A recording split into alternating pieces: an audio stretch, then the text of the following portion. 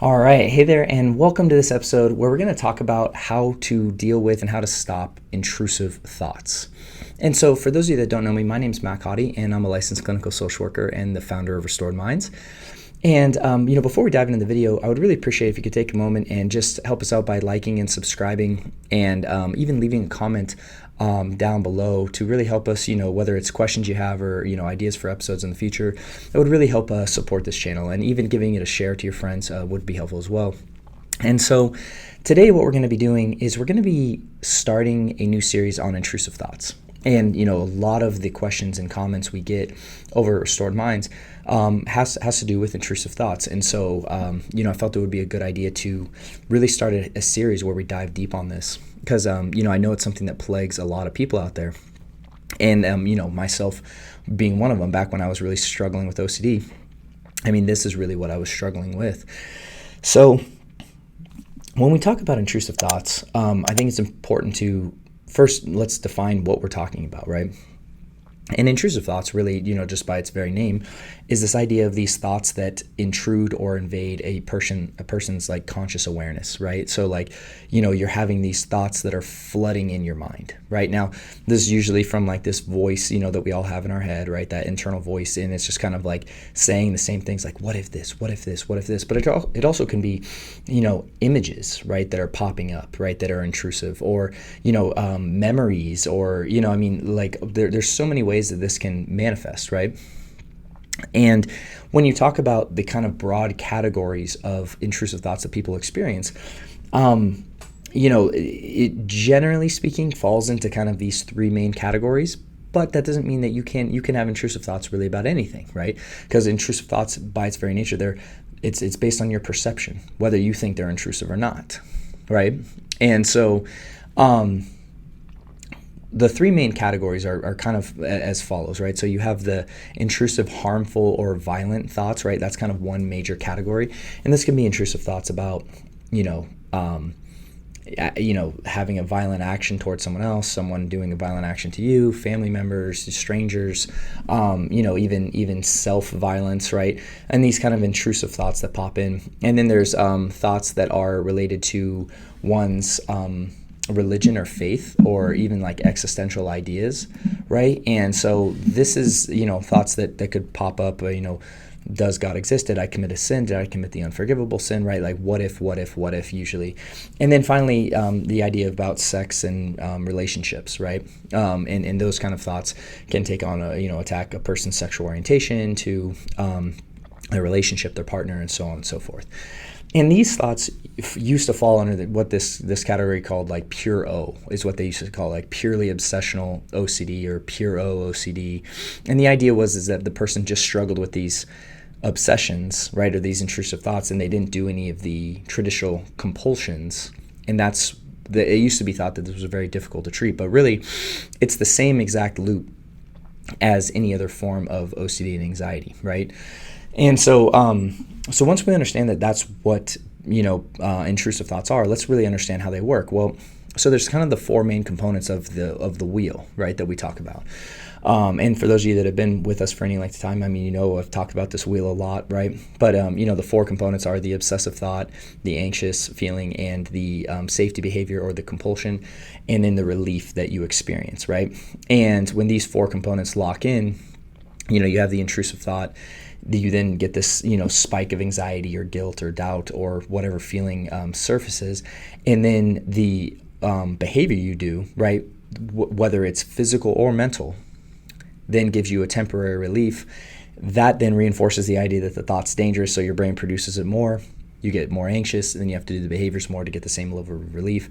And that's what really starts this wheel. And the faster the wheel spins, what's kind of crazy about this is the faster the wheel spins, and what happens is you start to fall into the lens. And so for those of you that aren't familiar with the concept of the lens and want to go deeper on this stuff, we have our free training over at restoredminds.com. You go in there and we go into this in depth. But basically, when you're in the lens, what your mind does is it's kind of like you see the world through a distorted way, right? And when that happens, you perceive things that are threats that aren't really threats, right? And your mind ends up being able to take something externally and make it about your fear, right? It ends up like connecting all these things in your regular life to your fear, and it seems ridiculous in many ways. But when you're really in it, this is what happens. So if you're having intrusive, let's say, sexual thoughts, what can happen is one of the behaviors you might do to neutralize it is to check and see if you're attracted to a certain person. Well, what happens is then every person you see, you start analyzing and evaluating your attraction level to them, right? And that's actually a behavior you're doing. Right, even though it's all just happening right in your head, it's a behavior. And the problem is that every single person you see in the world then becomes a potential trigger, right? Because you're going to evaluate, right? And you're putting so much emphasis on this to neutralize this one thought. And in the same way with like if you have intrusive, harmful thoughts, you might walk into a restaurant and you're going to be overly hyper aware to every knife you see, right? Because like, what if I grab that knife and hurt someone, right? So when we talk about intrusive thoughts, and I know that I talked about this idea of how do we stop intrusive thoughts, well, the answer is that it's a very paradoxical approach, because the harder and harder you try to stop the thoughts, the worse and worse they get, right? Now, I can attest to this personally, because this is, my story. When I was really caught in that loop, that's all I was doing. I was just fighting with my thoughts all day, every day, right? But what we actually do is, instead of focusing on the thoughts and instead of focusing on the anxiety, what our goal is to actually eliminate all the safety behaviors that we do, okay? And that becomes the primary goal of how we break this loop. Because what you have to understand is kind of two things. One, the reason that we know it's an intrusive thought problem is because these thoughts are what we call ego dystonic, meaning you, in your self-concept, you recognize that these thoughts aren't a reflection of what you really want to happen, right? And that's why you're reacting to them, right? In fact, that's one of the reasons that you're having anxiety. If the thoughts were ego-syntonic, you wouldn't, meaning they aligned with who you knew yourself to be or who you believed yourself to be, well, then you wouldn't have any reaction to them. They would do nothing to you because they would be in line with who you are. And that's one of the reasons that intrusive thoughts are often so painful to a person, is because they are... they're attacking like a very core element of themselves. Now, so that's number one, right? This idea of ego dystonic and ego syntonic. But the second thing is you have to understand that even though it seems like the thought is the problem, you actually aren't reacting to the thought itself. You're reacting to your belief or the story you tell yourself about the thought or what that thought means. Okay. Now, I know that's a little meta there, and so, but again, it's important that we understand that what we're doing is there's this subconscious part of your brain that believes that this thought is, because again, most of us can have intrusive thoughts, and if it's not about our specific theme, they just do nothing to us. So if you're struggling with intrusive thoughts, for instance, let's say about your religion, right? And it's this idea of like, well, what if I'm not saved, right? Or something like that. And again, just humor me with this example.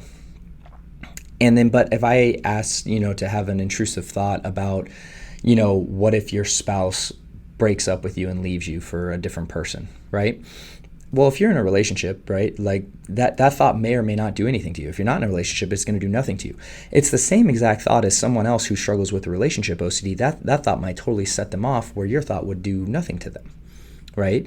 And this is what I mean. It's not the presence of the thought itself that is the problem, but our story about the thought, right, or our belief structures about the thought. And that's ultimately what we're attempting to, really break and rebuild and challenge through the recovery process. And how we do that is the elimination of behaviors, right?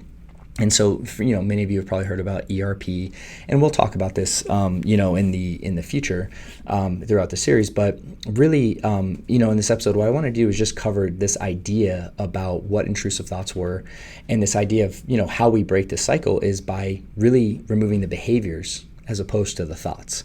And then that is what causes that loop to break and ultimately breaks that wheel from spinning, which gets us out of the lens and allows us to revalue the entire experience.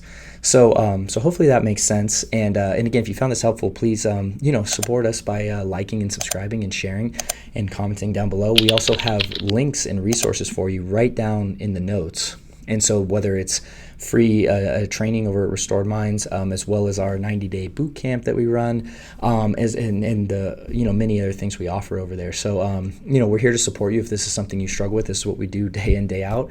And so with that said, thank you so much for hanging out with us today on this episode. And in the next episode, we're going to continue our series on overcoming and dealing with intrusive thoughts.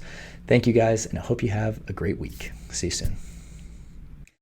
Thank you so much for watching that video. And so if you're struggling with OCD and anxiety, I just wanted to let you know that we have a free training for you over at Restored Minds, where you can start learning how to use our AAA response to really break out of that loop and ultimately take back control of your life. And all you need to do to access is just click the little link below, and you'll be taken to a page where you can register today.